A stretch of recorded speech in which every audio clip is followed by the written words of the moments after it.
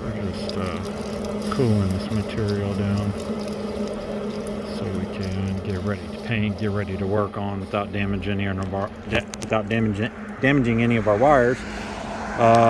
So that you saw in another video minus the paint. That's the armature plate bracket. This is the mag lock bracket, and they line up. So we'll put another thing of water on here. Just welded down the back of it. Put that little gusset there.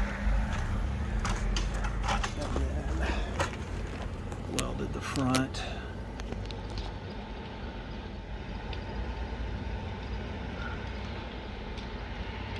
Welded that. Welded on the inside back over there. And then welded on this side right here. And then welded all the way down here, including the back side. Let's see if we get a better shot of it like that. Anyways, that's still too hot to work on, so we're going to keep cooling it down and then we'll paint it.